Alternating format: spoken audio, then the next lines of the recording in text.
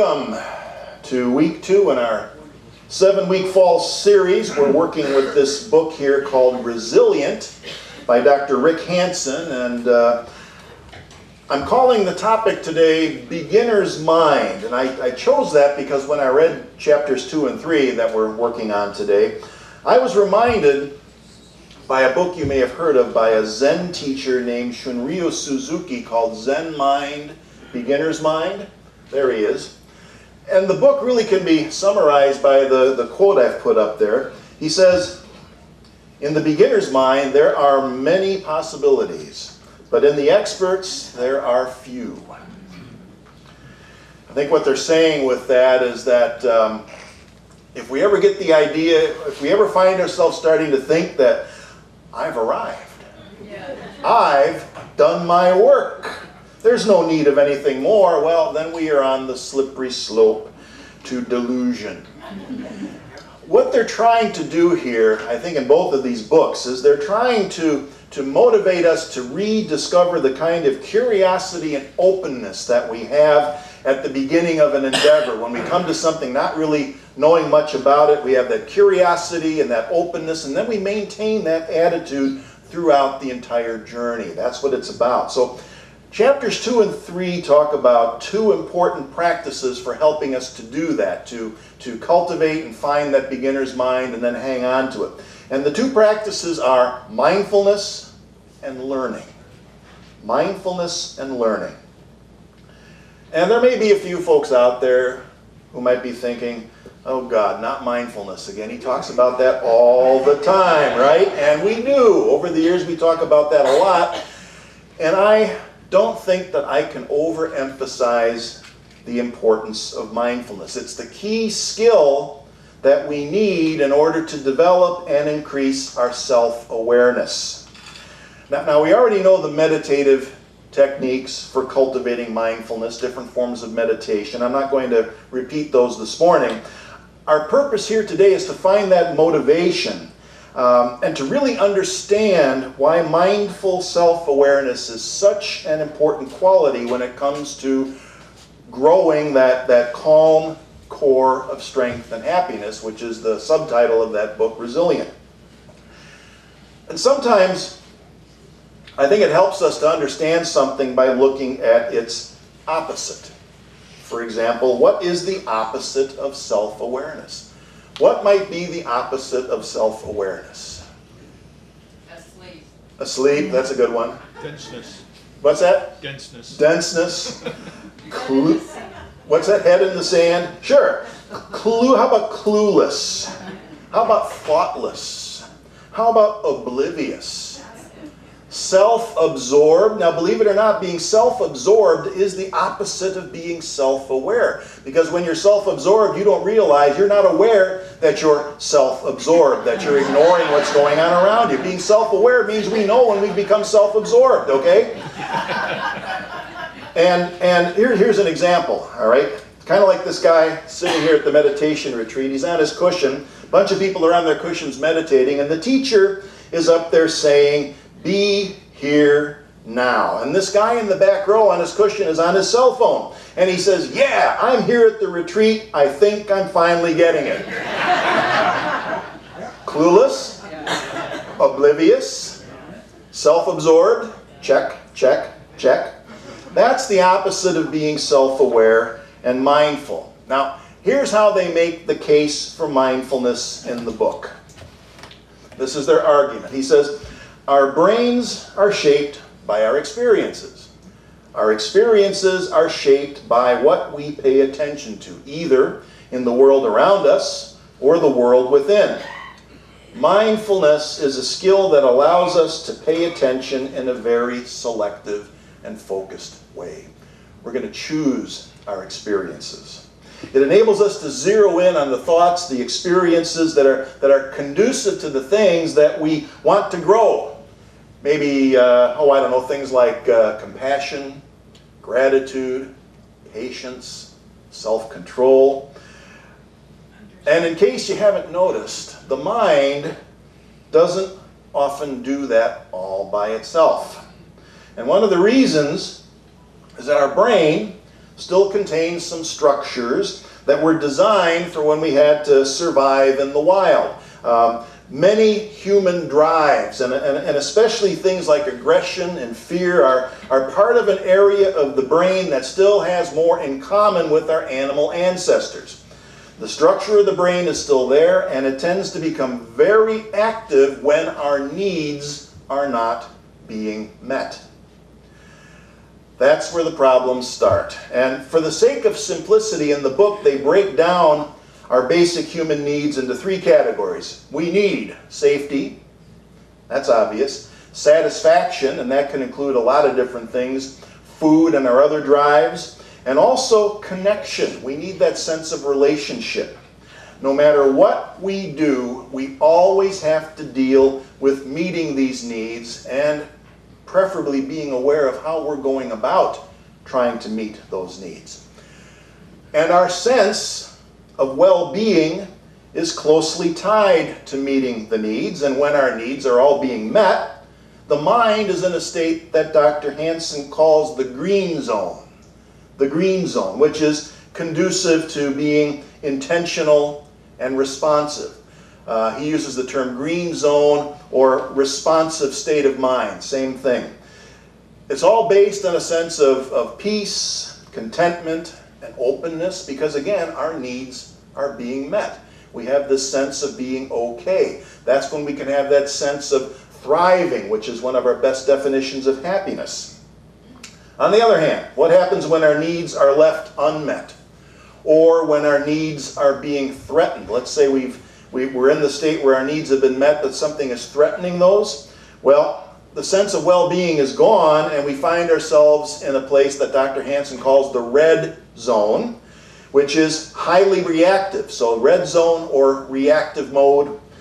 And this is a zone that's generally characterized by emotions and sensations such as fear, anger, hurt, confusion, frustration, all those kind of things. Now, having said that, being in that red zone is not always a bad thing. For example, if our safety is truly being threatened, let's say there's a car that's coming off the street onto the sidewalk where we're walking, right? The reactive mode, the adrenaline that's released by our fear might just save our lives by having us jump out of the way. But for the most part, we want to stay in the green zone, the responsive mode more often than not, and especially in our interpersonal relationships. There is rarely anything in our interpersonal relationships that give rise to that kind of threat to our safety that we might face by a car coming up on the sidewalk. And yet how often do we find ourselves in a reactive zone in our relationships? And that's the kind of thing that turns to conflict. Conflict is usually the result of red zone or reactive mode thinking.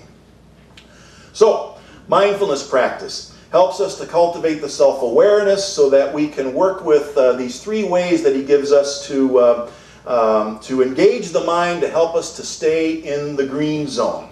Or if we find ourselves in the red zone, to get back to the green zone as soon as possible. And here are the three ideas that he gives us for doing that. Red zone to green zone in 3 steps. Let be, let go, let in. Let be, let go, let in. So let be means that we experience the reality of what is arising. And again, that's why our mindfulness and meditation practice involves watching our thoughts arise and fade away. We're conditioning ourselves. We're practicing ways to be aware of our arising thoughts at the earliest possible moment when we can see and sense that maybe we're starting to step over the line into that red zone. We can see and sense as early as possible when we might be angry, afraid, frustrated, irritated, stressed, upset, whatever word we want to use for it. Hard to do that in the everyday world unless we practice doing it in a controlled environment, which is what our meditation practice is all about. So once we become aware that this thought or feeling from the reactive mode is starting to arise. And that's an achievement, because so often these things come upon us and we're acting on them without even being aware of what's happened. But once we become aware of that thought or feeling from the reactive mode or the red zone, the practice is to stay with it. Stay with it. Let it be, instead of trying to push it away, which is what our common reaction is. And this is where we tend to, how should I say it? We tend to self-sabotage ourselves in unity, because we hear so often people insisting that we can only have positive thoughts all of the time. And the truth is that we cannot stay in the green zone or get back to it unless we learn how to master what goes on in the much less than positive red zone. And again, that's where the beginner's mind trait of curiosity can really help. We want to be curious about the experience that's arising. It may be negative, so what? There it is. We let it be, and then we want to be curious about it. We can start asking questions. What is it? Can I name it? And if I can name it, we want to keep it as simple and descriptive as possible. We don't want to engage in a whole narrative evaluation or judgment of it. Keep it simple. What is it? Can I name it? Tense, sad, worried, afraid. And when we can see it and stay with it, maybe we want to go deeper, a little more curiosity, ask some more questions about it. Where does this come from? Is it linked to a memory, a specific event? What was the experience? Is it recent? Is it old? And a word of caution here, we don't necessarily have to relive or rehash the experience in all of its unpleasant details. We're not trying to resolve the experience or any trauma that might have arisen from it. We just want to step back, observe it, and if that proves to be too uncomfortable, or if it feels like perhaps you're going down a rabbit hole with it, it really helps to have a teacher available, or a counselor or a therapist to process with afterwards if that becomes an issue. So that's just something to keep in mind. But once we can see it and be with it and observe it and maybe ask some of those questions, then we can start to let it go. And we start the process of letting go by simply reminding ourselves that these red zone thoughts and feelings are generally not good for us. They are not for our highest and best. They're actually physically unhealthy in large doses. You know, all of that adrenaline and cortisol that the fear response releases when we're in true danger, that's useful when we're truly in danger. But when those chemicals are being released in the body on a regular basis, that's unhealthy. So we remind ourselves that we get to decide. We get to decide if we want to hold on to this stuff or let it go. And if we decide to let go, which I highly recommend, we can start that process by returning our attention to our breathing. That's why we do that practice. We use the breath as an anchor. Breath practice is important. It's our home base, and we can use the process of exhaling as a metaphor for release. With the exhale, we are engaging in the process of release. We're letting go. It creates a physical sensation of release that we can then enhance by a little visualization. Visualize it as a cloud dissipating or any other image that comes to mind and works for you. One more thing that they suggest before completing the step of letting go is to see if you can identify any assumptions, any beliefs, or any expectations that might have either caused or reinforced that red zone sensation. And again, that curiosity comes back. Question those. Question the beliefs, question the assumptions that may underlie that red zone belief or feeling. Be skeptical. Look for ways that we might have mistakenly accepted something as true or useful or misinterpreted something. Now that doesn't mean that we're blaming ourselves, okay? We're not going to play blame the victim here. We're not going to blame ourselves, but on the other hand, it is about self-awareness, okay? And one sure way to know if self-awareness, or if I should say a lack of self-awareness, is having a detrimental effect on our life experience is when we find ourselves asking a particular question over and over and over again. And that question is, why is this happening to me again? If we're asking that question over and over, why is that happening to me again? Well, here's a hint. There's a common denominator in every situation that is awaiting your loving attention. And that common denominator is you. Another way of putting it is that sometimes it's the same dance, different partner. So be skeptical. Question that. We're curious because we want the cycle to stop. Now the last step is let in. And this is consistent with the way we go about denials and affirmations in unity. It's important to replace that red zone sensation we've just released with something that puts us in the green zone. Anything that might tell us that our needs have been met.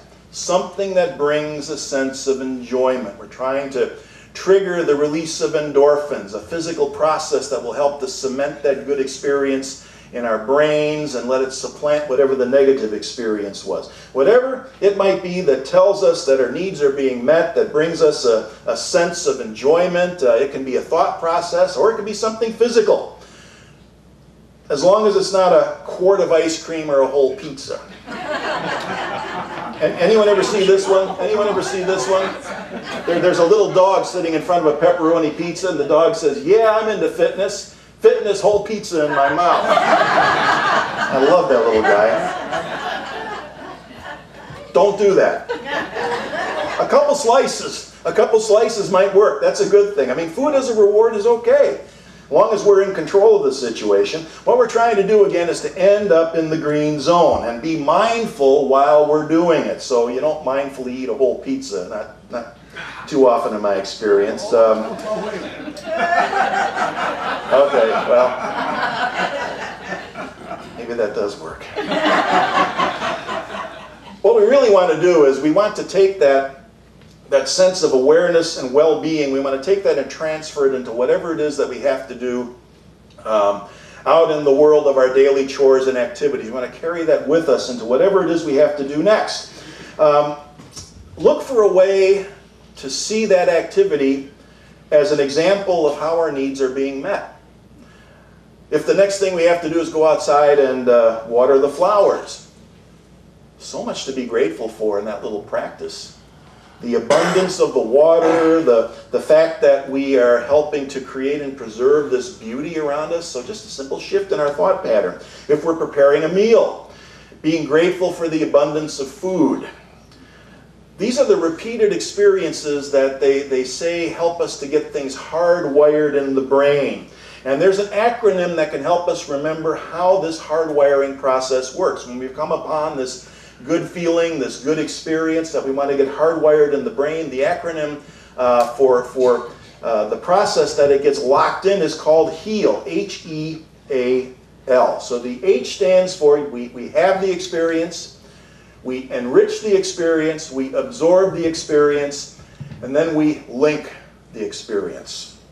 So H for having the experience, that's pretty simple. We simply experience it. We either notice something in the world right now, or we recall a memory of something, a time that was positive, enjoyable, where we felt safe, loved, things like that. A green zone sensation. We notice it or we recreate it and we have the experience. And then we go on to enrich it.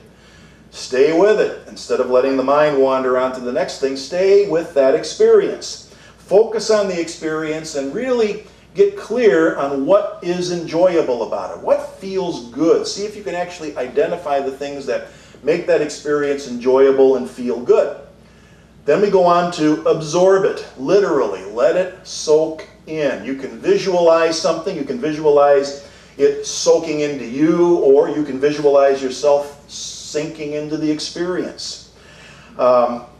If you've identified what is really enjoyable about it, what feels good, then see if you can really sense it at the physical level. That's what we're doing at the absorb stage. We're simply sensing it or feeling it at the physical level after we've named it or identified it. And then finally we're on to the last step, which is link it. Now this is a little more difficult, which is why it says optional up there. It's more of an advanced kind of step, but it's good to think about. It works well at the end of a time, for example, when you've just let go of a red zone sensation or experience, and you're trying to find that enjoyable green zone experience that you can use to replace it. You link the two together in such a way that the good stuff replaces or overrides the negative stuff. That's what they mean by linking it. You just get conscious of the fact that this is a time when my needs have been met. This is an experience that is the opposite, perhaps, of that red zone experience, and this is what I choose to focus on as I let go of the negative experience. So that's a basic idea of what the linkage is. And he uses an analogy in the book. He compares this process to pulling weeds and planting flowers, right? The two actions are linked together in the sense that one precedes and leads to the other. And again, this one may take some work in the same way that weeding a garden and planting flowers takes some work. And if you're concerned about a negative experience hijacking that wonderful green zone experience that you've just created, drop it. Don't deal with this step. Don't worry about it. But it's just something to consider. Actually, the first 3 steps of heal, having the experience, enriching it, and absorbing it, really provides the key to installing it in that neural circuitry that they say is so important to create that neuroplasticity, where we create this new neural network based on those things that we want. And I think maybe now you can see how there is never really any end to this kind of work, if we're honest with ourselves. And that's really the practice for this week, for a lifetime.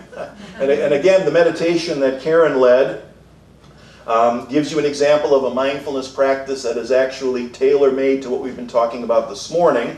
That'll be available on a CD, which we'll have in the Spiritual Resource Center. Also be up on our website sometime tomorrow morning, so listen to it and again work with the 3 steps. Let be, let go, let in, and then remember to heal in order to install that positive experience and embed it in that neural circuitry. And again, that'll be the practice for this week. We are going to get together after the service, I think at 11:30, to have a discussion group. The Prosperity team is meeting in the teen room, so anybody who wants to discuss chapters 2 and 3, why don't we meet in here? Is that okay? Anybody using this afterwards? We're okay, chaplains? That's next week. Okay, very good. So we'll have the discussion group in here at 11:30. And next week, we'll be talking about grit and gratitude. And the color will be purple, Karen's favorite. See you then.